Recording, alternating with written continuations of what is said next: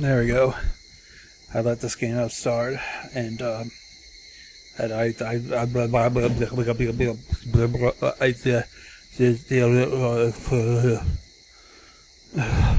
sorry. Short moment of unable to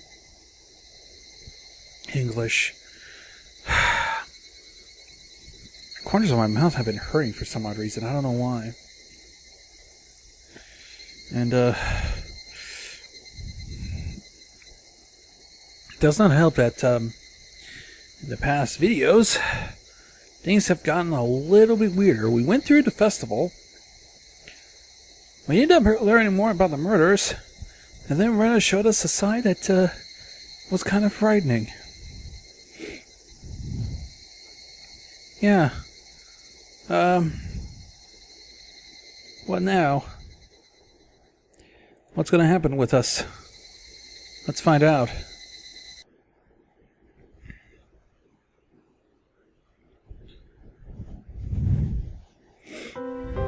Weariness and a headache. Not a very nice way to start the day. What's wrong, Keiichi? You don't look so well. When did you go to sleep? My mom had noticed my sullen state. Yesterday I kept on waking up in the middle of the night. Without a doubt, I kept feeling a presence.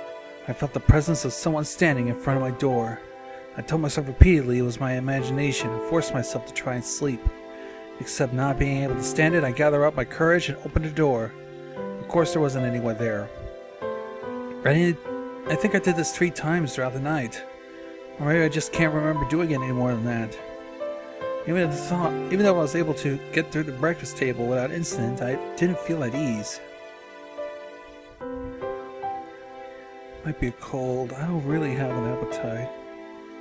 My, you do seem a little warm. Well, can you make it to school? Technically, I did go to a school, but it was mostly self-study. It wouldn't matter much if I missed a day, would it? It could have been that I haven't been feeling well over the last few days because I really did have a cold. If I took some medicine, got a good day of rest, I might be able to greet everyone with a smile. Startled, I looked back and forth between the entrance and clock. 10 minutes later than when I usually meet up with Rena. It was her. Rena came to get you. What are you going to do? Are you going to take the day off? Rena was a good girl. She might be somewhat quirky, but she was certainly cute. The lunches she made were delicious, and she always looked out for me. Why should I be so scared of something like that? It wasn't her fault. It was probably mine. It had to have been my cold. It just had to be. I'll rest. Sorry. I'll go send her out for you. Mom headed off towards the door. I would have to pass by the entrance to get back to my room. I didn't have the nerve to meet with Rena, so I wrapped myself in a blanket on the sofa and closed my eyes. I was so sleep deprived, I quickly fell into a deep slumber.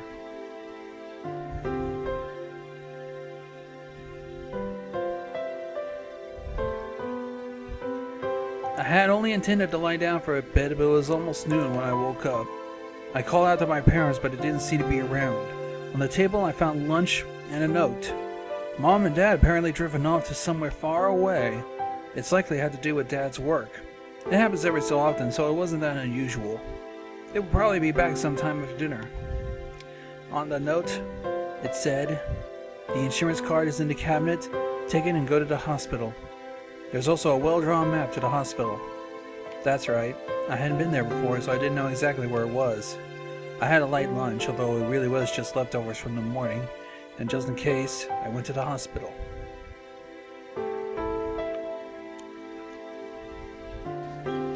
Normally I'd never be here in the middle of a weekday. Just walking around like this had me feeling guilty. It was an odd feeling. Following my mom's map, I took a road I usually never use. After walking for a bit, the hospital sign came into view.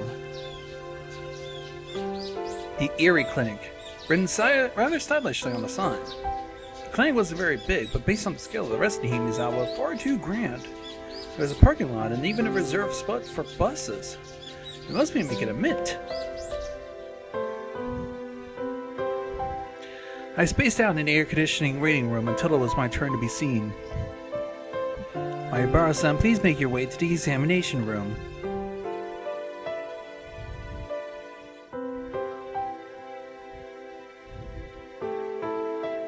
After properly answering all the chatty doctor's questions, he replied with the odd, probably a cold. Gave me a shot and 3 days worth of medicine. I thought it was a little overboard, but it would clear away the gloomy feeling I've been having lately. It'll be worth it.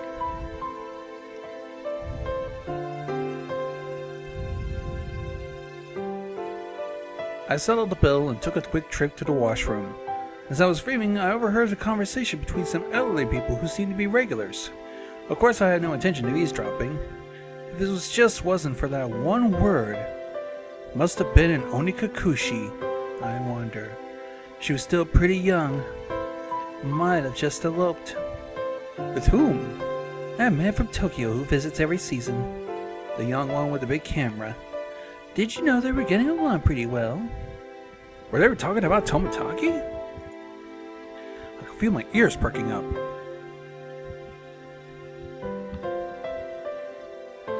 I don't know about that. But you have to make preparations before you elope. Leave a note or quit their job or something. It's elopement because they didn't leave a note or message. The thought that I'll never see that young nurse face again makes me rather sad. Hakano-san is an outstanding young woman. She'll be fine wherever she goes. Her name was Takano? The woman Tomotaki? And she worked at this clinic? Ooishi-sama's shadow was following me everywhere I went. I started listening more closely, but again talking about fishing, it didn't seem like they were going to revisit the topic, so I gave up and left. Even though I was separated from the daily monotony of school, I wasn't able to escape from Ooishi's shadow. But of course, he's the garden deity of this place, of Hinamizawa. As long as I was in there, I wouldn't be able to escape.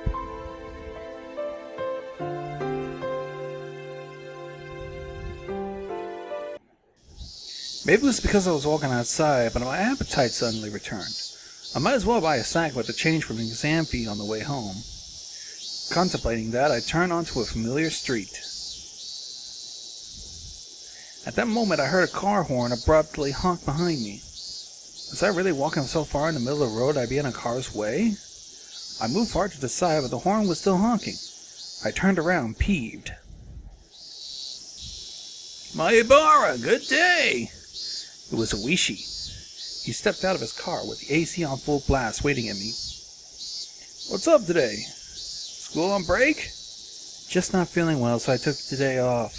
I was about to buy lunch and head home. Great! I'm just about to get lunch myself. How about we go together? If you're not feeling up for it, don't mind me. I was just going to lie down after going home anyway. I didn't really have a cold.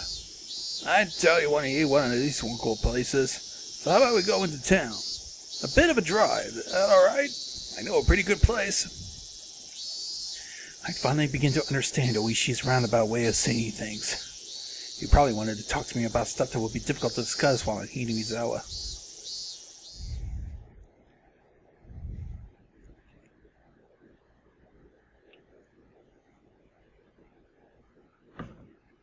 I went with Ooishi, riding in his frigid car.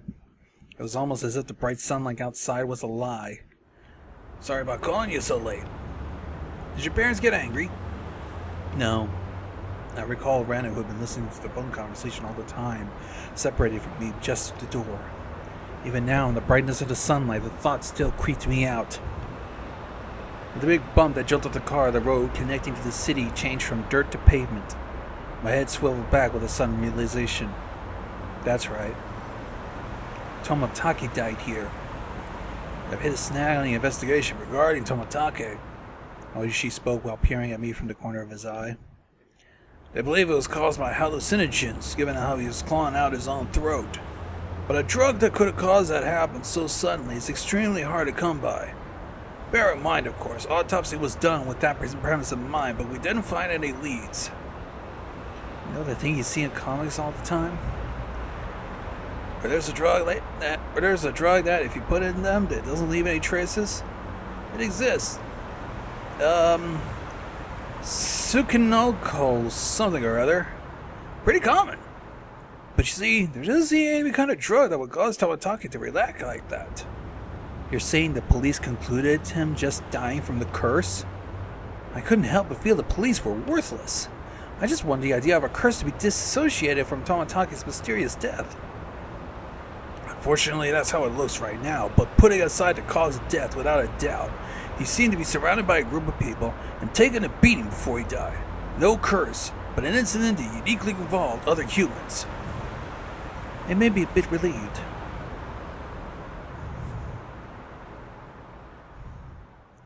We passed the front of the rather desolate, still busier than Hinamizawa train station. The car pulled into a restaurant parking lot and I followed Ooishi to the shop. It was pretty crowded, but there were only adults at this hour. Of course, there wouldn't be children here in the middle of a weekday. 2 please, non-smoking. This way. When you're ready to order, please call me over. We were led by a peculiarly dressed waitress at our table. I sat with Ooishi in the booth. So, what do you think? Aren't the waitress's outfits here cute? Well, I guess? This shop's always quite busy. More about the waitresses than the food, you see. Yeah, I see. Ooishi, you're leering. What? Am I really? I'm sorry.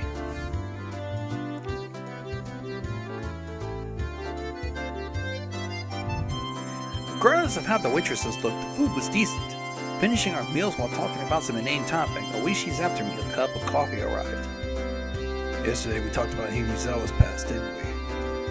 It was a village of man-eating demons or something like that. I don't know much about it myself, so I asked my grandmother about it this morning. Ooishi took the notepad that was stuffed into her breast pocket. Turns out Hinamizawa used to be called Onikafuchi, Ogre's Abyss. Onikafuchi? Quite the name. The name is still around. The marsh where Shinto's priest's wife drowned herself is still called the Ogre's Abyss. Said that the depths of the marsh connects to the realm of the demons. Of course, nobody told me anything about such an ominous marsh. And you see, it appears they were both feared and revered. A respect born of fear. I guess you say it was a kind of a deification. A village of inhuman creatures. Seems demons were Senin or mountain-dwelling mystics of sorts. Taking villagers with incurable diseases into the Ogre's Abyss and healing them. Even we are calling them demons. Tengu long-nosed goblins or Senin will be a more apt description. Tengu?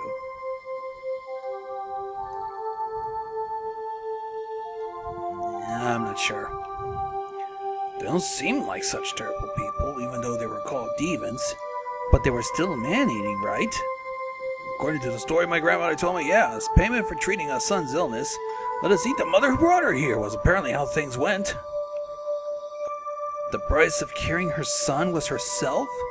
Unsettling. Of course, the mother took her son and ran. Then you see, all the people who lived in Onikafuchi, the demons chased them down, rounded them up, and captured them. The entire village, apparently. That's quite a frightening thing to imagine.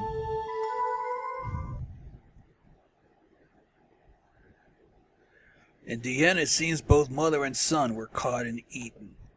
The end. There's a problem. Both witnesses would be eaten, so nobody would be able to tell the tale. Huh? Pretty old fables like this, huh? In contrast to the ghastly tale, she laughed heartily while sipping coffee. But well, there are quite a few other tales where demons from Onikafuchi band together to capture prey. I recall Minion said all the villagers united in a fought against the dam construction.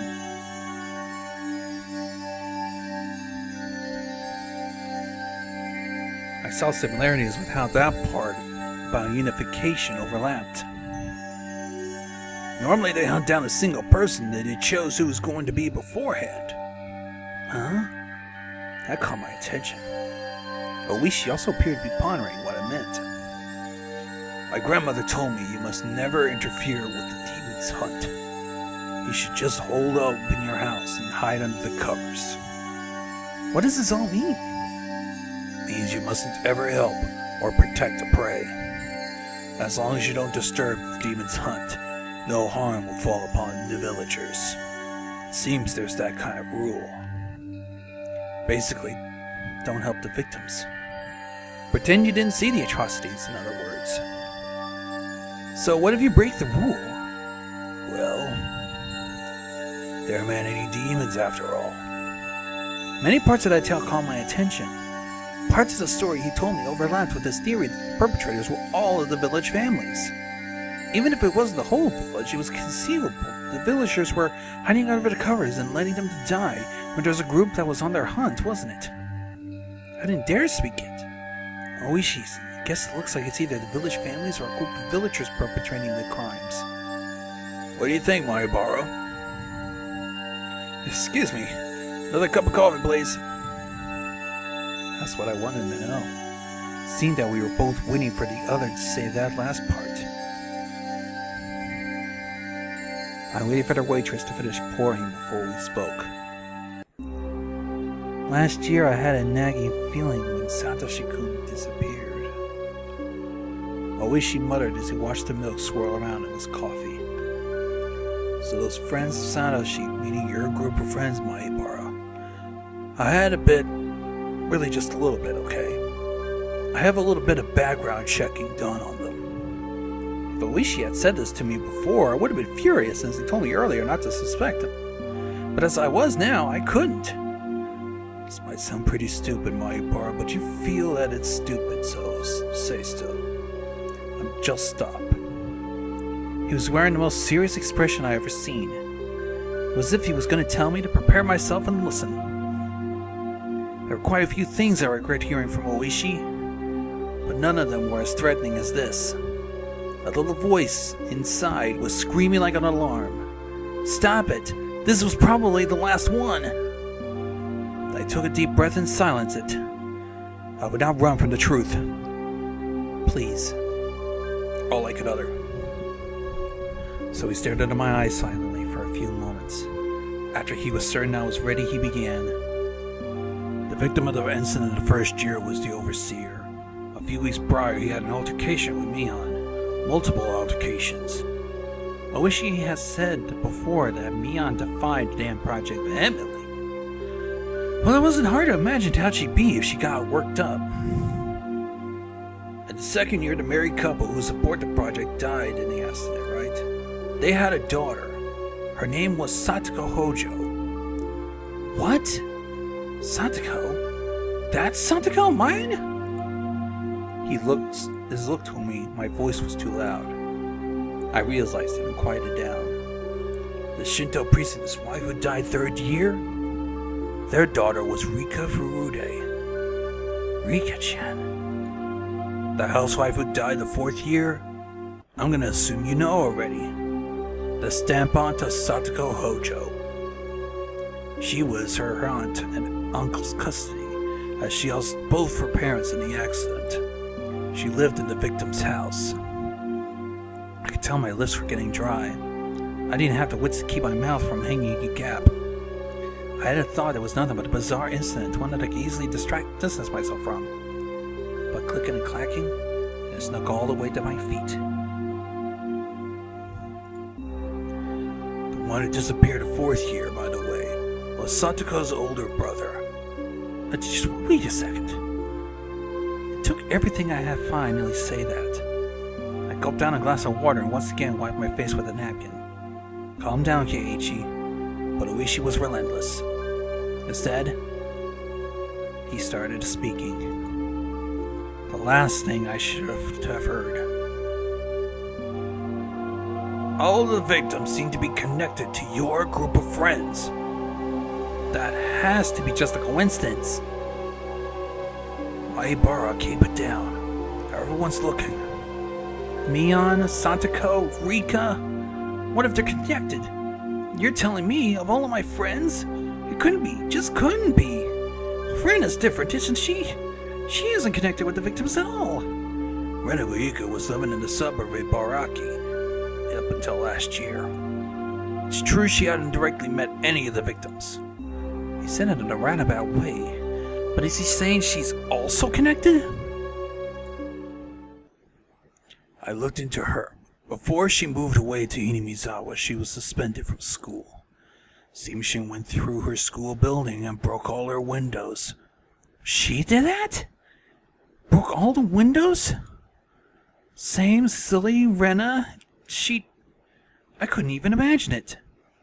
It seemed that after her 3-day suspension, she didn't return to school. She went to a neurologist and was diagnosed with dysautonomia. I may have to look that up. I'll probably put it in a video of how it'll turn out.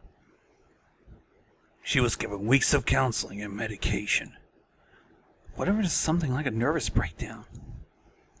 I heard that it happens to people who aren't really methodical or overly sensitive. Neither of those match Rena's easygoing personality.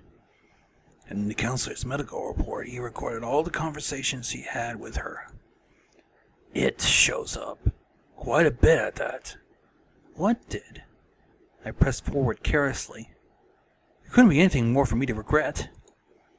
She mentioned the word Oyashiru-sama.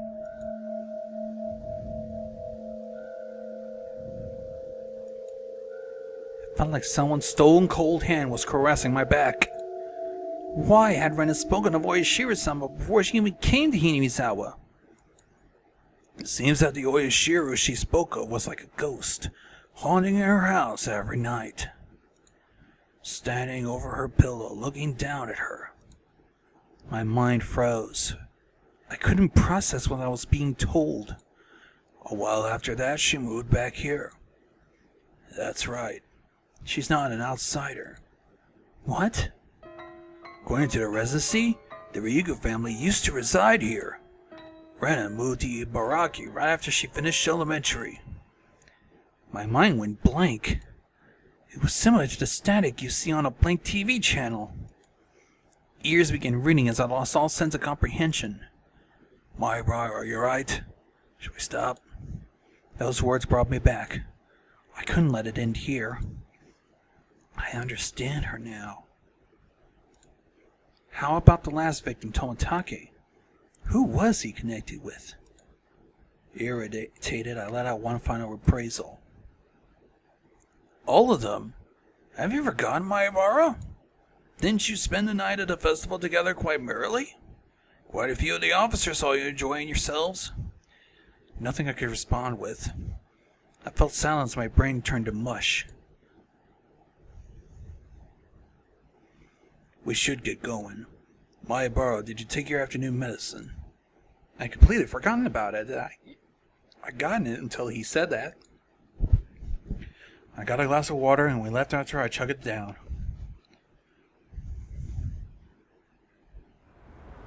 We got in and returned to Hinamizawa by the rough road. I never really paid attention when I was on my bike, but did cars normally shake this much? It was almost as if the road was desperately trying to tell me something. That big jolt was from the difference in elevation of the road when it changed from cement to dirt. I was certain that I heard Tomitake scream. I sat in silence, just letting myself be shaken by the car. I'll drop you off at your house. You missed school because you were ill, correct? My apologies for the long conversation. Why did you talk to me? I blurted. I really just blurted it out. I didn't expect an answer. I did check with you first, didn't I? If we should just stop. Not that. Why did you reach out to me? I understood that quite well, that he was investigating this string of suspicious incidents. Why was he telling me all this? I knew nothing. I couldn't help. Everything Ooishi spoke of was news to me. First of all, what could I, being just moved here, know? By chance, if there was a reason for Ooishi to reach out to me, then it would be that I looked suspicious to him as I was part of Mion's circle of friends. I'm retiring this year. I plan on moving away after retiring, as my grandmother wants. So while I'm still on the case, I want to bring the truth behind this incident to light. So Ooishi, you suspect him, hmm? All of them. He didn't really give a response. It felt a little late, but I thought it was his way of showing a bit of consideration for my feelings. Mostly my intuition for 30 years on this job. Mayabara, you're the one in danger. Huh? I wanted to reply with it was sincere, but in my downtrodden state, I couldn't bring myself to say it. I'll be retiring this year, so it won't be at the festival next year. I want to settle things. In other words, he was insinuating that on the next year, I might be the victim. I've been warned by the chief as well. Each incident in a string of cases have been solved, so don't bring it up, or so I was told. This is the pressure I'm facing. Pressure from what? Someone in Inimizawa. We've arrived. Is this fine? After some time, the car reached the path to my house. The clock read 2 p.m. I was surprised so little time had passed since we ate. It was hot. The chirping of the cicadas hurt my ears, sorry. I wouldn't mind if you just forgot everything I told you today, but I'm still going to keep investigating. I and Ooishi was cursed this year. You're saying I should contact you if anything happens? Fine. Just contact me when you feel like you have to. I wasn't collected enough to understand his roundabout way of saying. Be sure to take it easy. I'm sorry for throwing all this at you while you're taking a day off because of sickness. I didn't really give any sort of response. I'll always be on your side. If anything, believe that. I'll be off now. The tires crunched over the dirt road as the car made a U-turn and disappeared into a cloud of kicked up dust. It felt like I was watching a boat only throw me a lifesaver in shark-infested waters before disappearing into the distance. That was the first time I thought Ooishi was being unfair.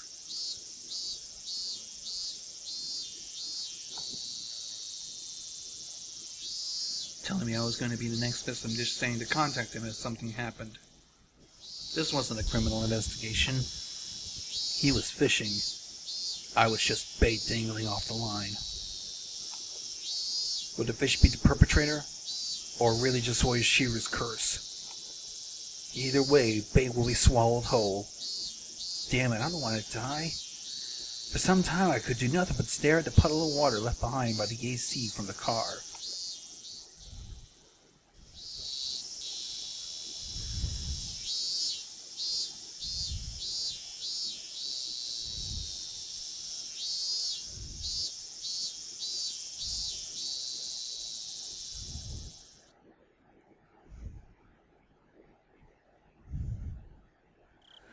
I wonder how much time had passed since I lied down. It was getting dark outside. My body was soaked in sweat. It would probably be a good idea to change my sheets. The moment the phone downstairs rang. Probably Mom. She was quite the worrywart. Maybe she called many times, but I just didn't notice. Hello, this is the Mayabara residence. Oh, he's live! Hello! This is Mion. How are you doing? This is one of Keiichi's friends. Keiichi is resting now, but shall I put him on? Huh? Is this his dad? Sorry. Idiot. You fell for it. Huh? Kei-chan! After our exchange, we both had a good laugh together. Except I was suspicious of her even as we were laughing. Was that everybody really involved in these string of incidents? In fact, I couldn't say no, saddened me.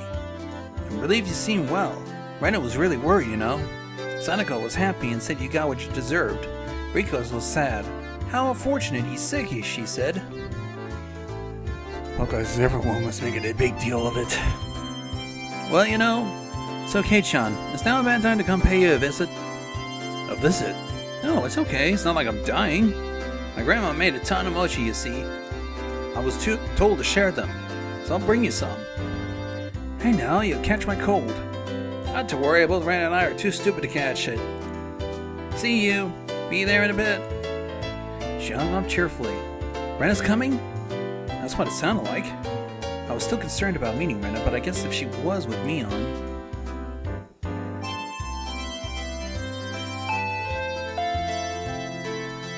I heard the doorbell 10 minutes later.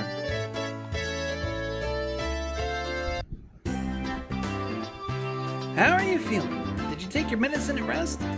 I did just that. Thank goodness you looked well. I was worried. Sorry, I'll be fine by tomorrow. She showed a complete lack of concern for someone recovering her. Rena looked like she was worried about me from the bottom of her heart. It didn't look like there was anything behind those expressions. I thought we might hang out for a bit, but looks like you're not quite the condition for it. You don't say. You see, my face appeared a bit sullen. Here, Kichi-kun. These are the mochi Mi-chan's grandma made. Rena held out a package wrapped in newspaper. There might be about 5 in here. Quite the hefty. Thanks, send my regards to Grandma, Mion. Yep. There's one I made there as well. I wonder if Kichi can guess which one. This is Kei-chan's homework since he missed the club meeting today. There are letters in each mochi, so I'll ask you tomorrow. Were you checking if I was feeling better, or did you just come here for club activities? Yeah, looking fine. Guess you'll be able to make it tomorrow. What are you going to do when my fever comes back with your shenanigans? Mi-chan, we shouldn't make it such a racket.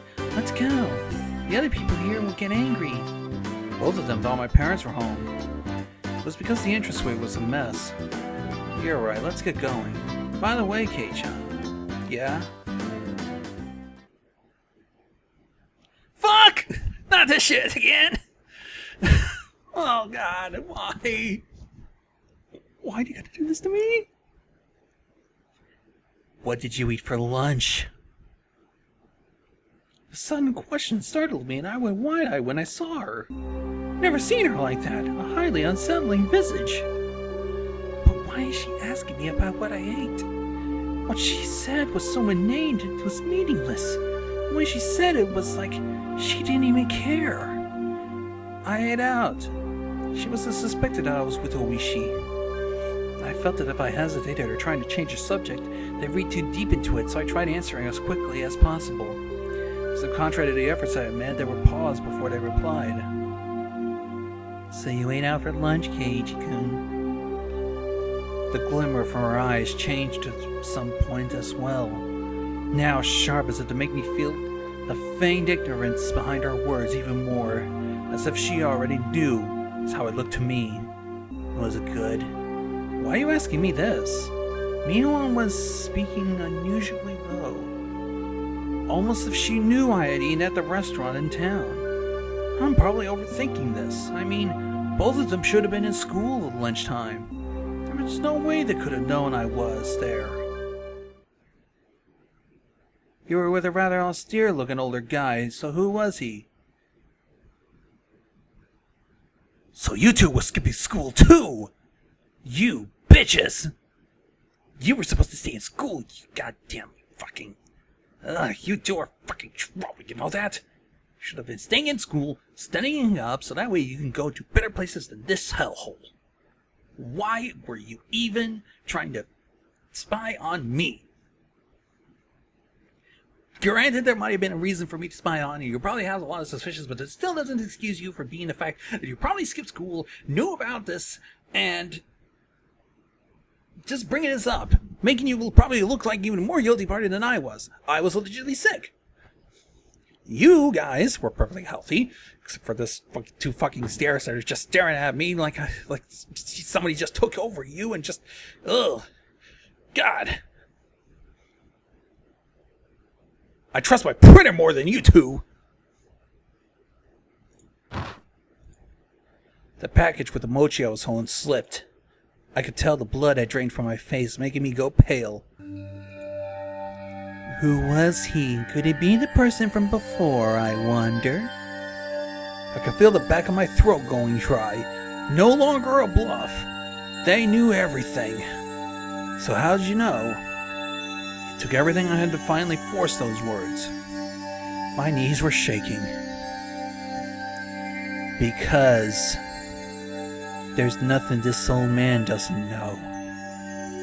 She sneered knowingly, and her laugh seemed to carry on forever. So, what did you talk about? Seems like you got pretty worked up over it too. I swear we weren't talking about you guys. Didn't have anything to do with you two. Really? A bit strange to hear our names come up even though nobody asked for that. You goddamn sneaks! Her unwavering gaze pierced my eyes and peered further. I have dug my own grave. And so did these two for skipping school, the fucking liars. My heart was throbbing so much it felt like it was going to explode. Whatever you're trying to hide, this old man sees through it all. Remember that. I couldn't even shake my head. It took everything I had to stop my chief from chattering. She never let her gaze break from mine, even as she tilted her head slightly. Keiichi, you don't look good. Maybe you should lie down. True, we should both head home. As if nothing happened, they giggled at each other and started making their way out.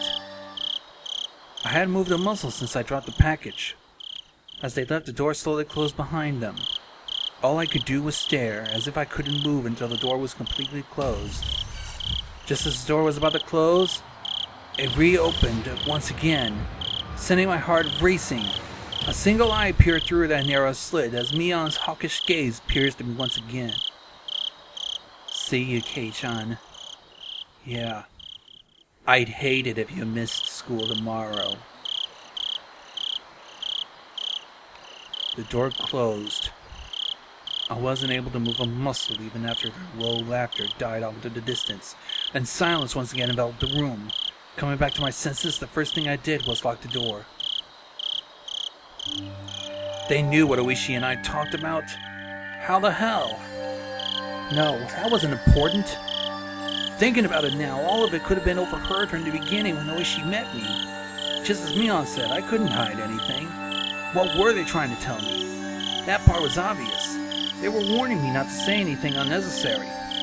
What did they deem unnecessary? I only talked with him about one thing, and they were warning me that it was unnecessary.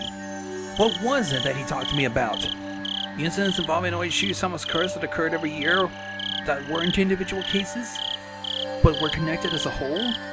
As well as the fact that there might be multiple perpetrators hiding within this town. But more precisely, Mion, Rena, Santoko, maybe even Rika were all suspicious. Is that what they're warning me against?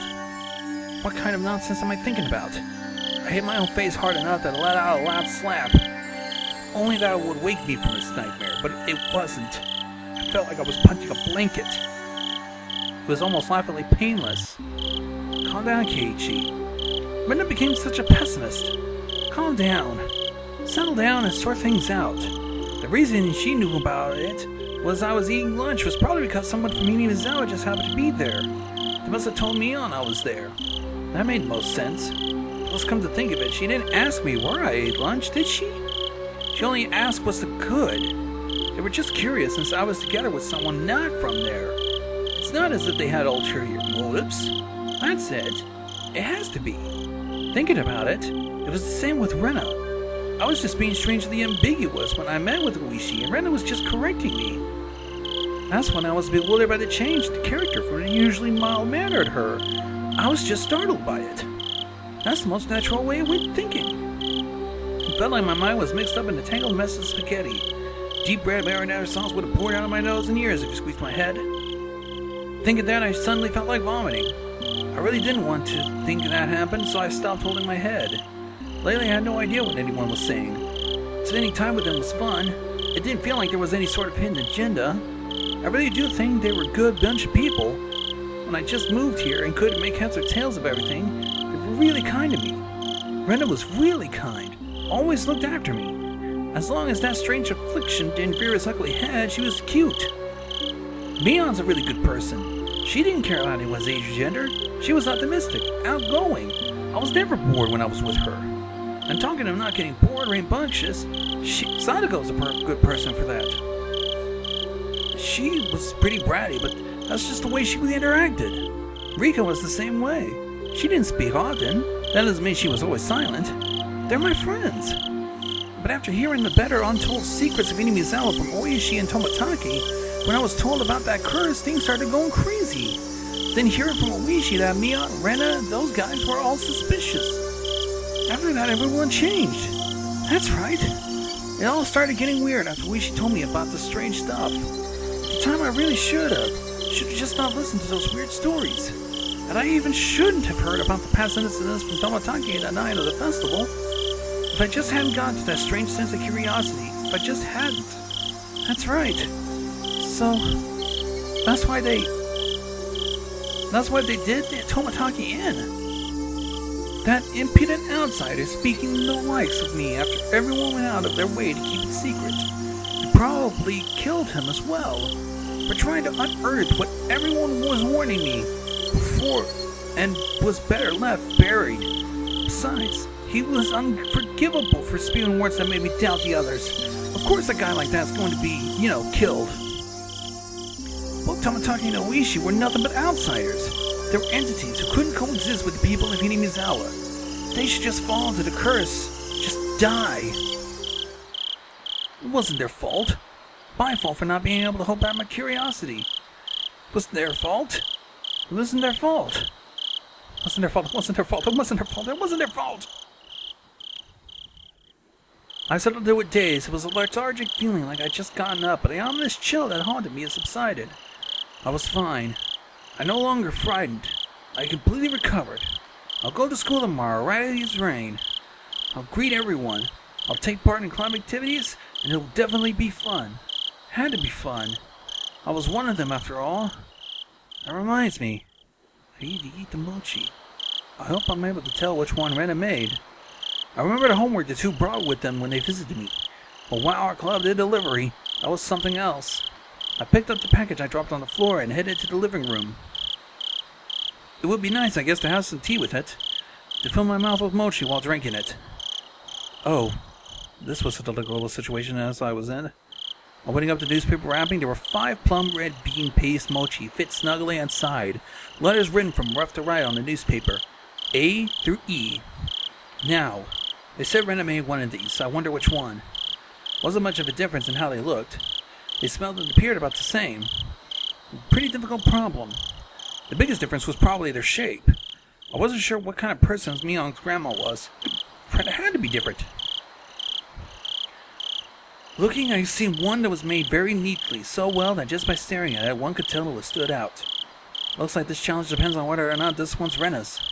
Calm down and think even harder. Mion said it, Grandma made a ton of them, was told to give some out, if I remember it. So that meant 4 of these were from a large batch. What about Rena? She probably only made 1. She probably spent quite a bit of time on it, meaning the one Rena had made was this one. For a moment, it might have been a trap Mion laid that she knew I picked up on that, but that probably wasn't the case. I wouldn't be so sure if I knew Mion had made it, but since she said Rena made it, probably wasn't a trap. Alright, my tea's ready. I'm going to start with the defending champ, Mion's grandma. Let's see. Not bad. The smooth bean paste and smooth and soft chewy texture left little to be desired. The tea I drank afterwards also accentuated the experience. This was an exquisite piece of work. How about Rena's? The creation was so delicate one would think it was a high-class Japanese dessert. Since I normally had quite the appetite, I was slightly worried about the size of the portion. But well, first a bite. A difficult one to judge, actually. Ingredients were exactly the same, so there was little difference in the flavor. What was different is how it shaped at the end. It was to be expected, so the deciding factors would be presentation and volume. The wolf formed a well-sized champion versus Rena the challenger, with the size you just couldn't get enough of. I only had 1 bite of Rena's. It probably would have waited until I was done eating to make my decision. Maybe there was something hidden inside that could cause an upset. Huh? Seems my prediction was right. My tongue touched something. It didn't feel like something edible, so I reached in with my fingers and grabbed it. What? What's this? Before I could fully comprehend what it was, I threw away the rest of the mochi I was eating as fast as I could, slammed against the wall, causing the bead jam to splatter. After sticking for a moment, it slid down the floor. I was dumbstruck by my own actions. What was I doing? I hadn't gone out of her way to make it for me. How could I? Dumbstruck, I looked down at the hand that performed such a vile act. Then I remember what I'd taken out of my mouth. At first I thought it was a hair. Even though it was shorter than Mion's, Rena's was still quite long. And it wasn't this short. It was also a bit hard to be hair. It was thick enough to roll around on my tongue. There was a bit of a metallic sheen on the end of it. There was a hole where thread goes through it, like a sewing needle. That's right. It looked very much like a sewing needle. Exactly like one. The end was pointed, quite sharp. It really did look just like a sewing needle. What? What did I mean by look very much like it just a minute ago? I couldn't answer, but a voice inside me already knew and let me know by chattering my molars together. I couldn't stave off the terror welling inside me. Suddenly I tasted something metallic and felt pricking at the back of my throat. I stuck my finger in the back of my mouth and reached around to see if I was bleeding. Suddenly I felt the urge to vomit. The sharp taste of bile irritated the back of my throat. I clasped both hands over my mouth, and after riding an agony, I was finally able to hold back the nausea. I was finally able to breathe normally again, but this time my heart was intensively throbbing. It finally registered.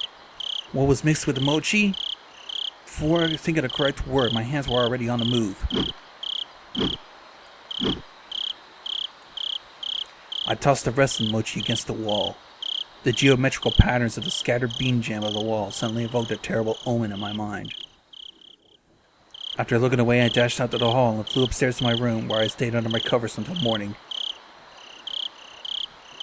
I clutched my own shoulders, howling madly in a mix of fear, anger, sadness, frustration. This wasn't a threat, a warning, or a reminder. Nothing simple. What had happened in Hinamizawa? What's happening in Hinamizawa? What would happen? I didn't know the answer to any of those questions. Where did I break a taboo? Regardless, now Rena, Mion, and the others, they considered me an enemy, and they thought I should just die. I won't let you kill me. Not for such a pointless reason. I fell into a restless sleep as I was crushed by my negative emotions. It was as if I was being drawn into a billowing, bottomless marsh.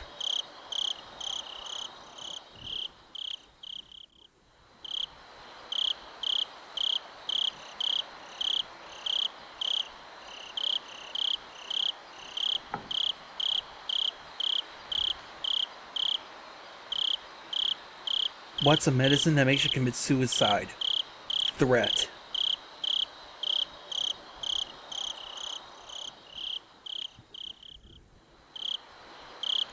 A hard swallow.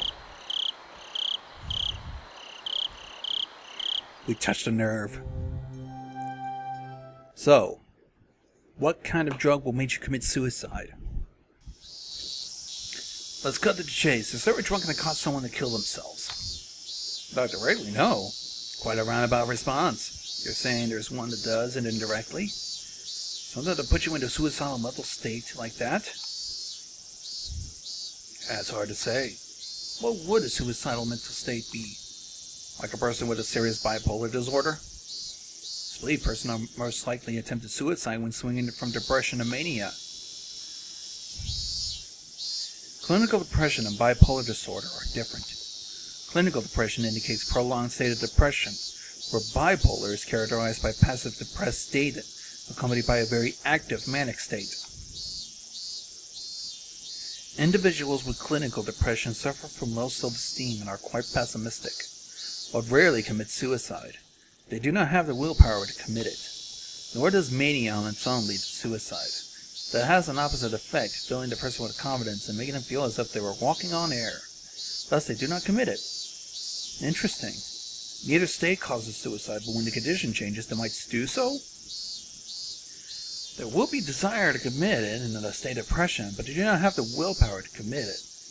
When they enter mania, they gain a burst of willpower, and their body moves as they desire. So it means they gain the willpower to commit suicide. That's how it goes. That's why patients are given sedatives during that time to keep them from acting on their impulses. Then Tamataki bipolar.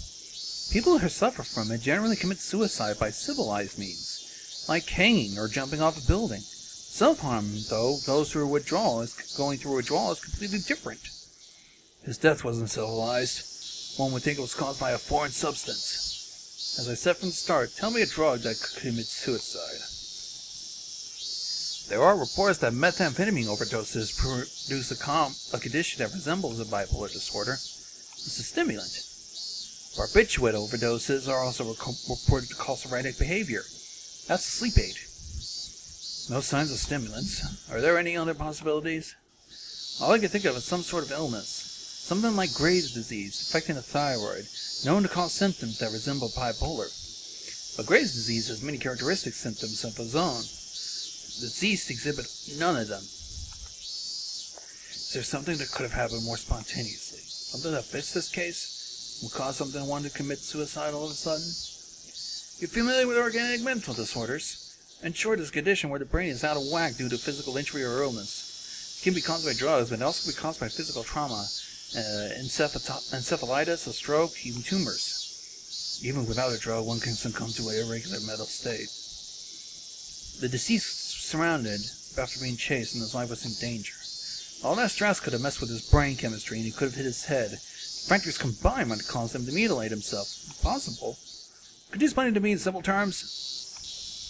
Basically, he knocked his noggin in the brawl, and that made him go haywire. This lady didn't have any intent to kill. Just smacked him in a bad place where he nicked some change. The two blood blame off hoarsely. Of course it's not like that. Undoubtedly. If it was habitual drug use, if it was something mental, the deceased body holds the key. How many things on your end? Oh, goodness, look at time. I need to get back soon, or Kuma will get angry. Yeah, good luck. Best wishes. Best wishes.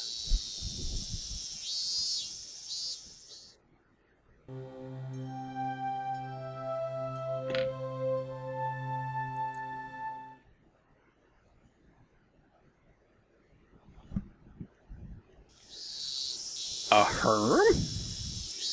Those guys just now? They had national diet badges. It's prefectural assembly member and city council Sonozaki. That's interesting. Prefectural assembly member and city councilors are related. It's dirty what it is. It's dirty, it's what it is. Shouting at each other's name during elections. While one is up for election, the other holds an assembly, and they double up the campaign activities blatantly. I don't know much about this stuff, but isn't that against the rules? As long as they have no prior consultation, there are no restrictions. Kuma, the investigation division is going to be pretty thorough with you. Should at least brush up on election policies.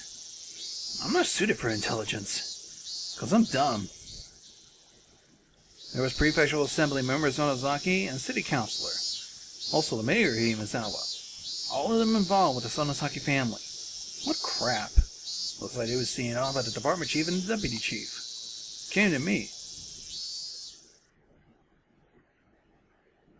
That night when the chief invited me along to get some Odin, I thought that was it.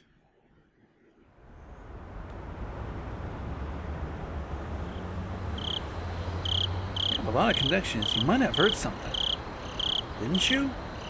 Nope, not a thing. I'll take a tofu fritter fish cake. The council parked me to police chip instead. Oh my, is that so? Ma'am, I'll take another bowl. Prefectural assembly member Sonozaki and city councilor Sonozaki were both intimidating. There's nothing to know his career police chief couldn't even handle being yelled at by them. They're like Yakuza. A petition with your name came up regarding how the investigation of the Himizawa incident is being handled. Oh goodness me, I'm not the faintest. No need to play dumb. You're already opening the past case regarding Himizawa, aren't you? I've already got my hands full with Tomataki's death. Really? If that's true, then there's no problem. There was a period of silence.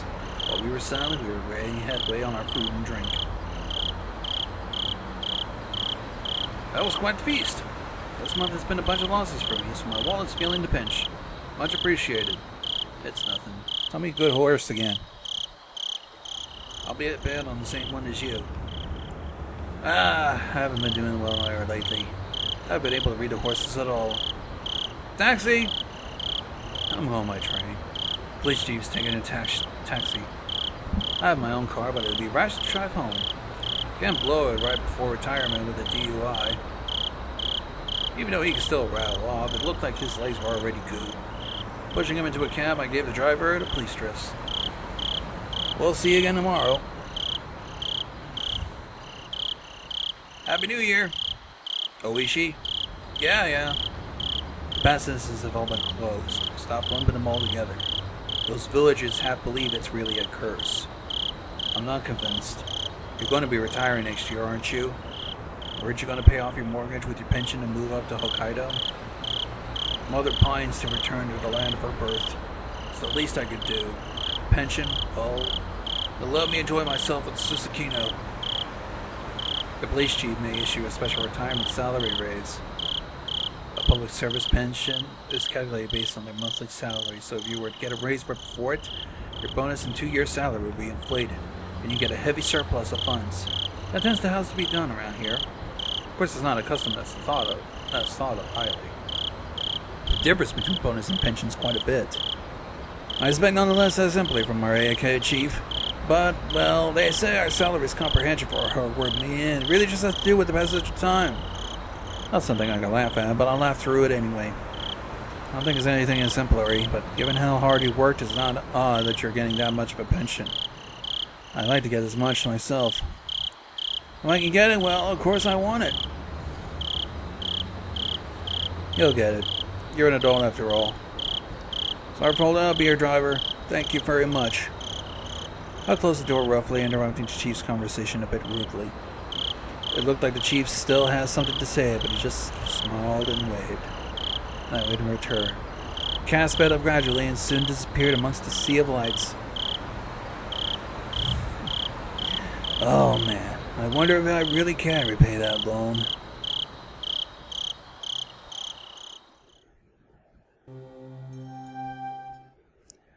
So I'm going to pause for here. Might do another recording.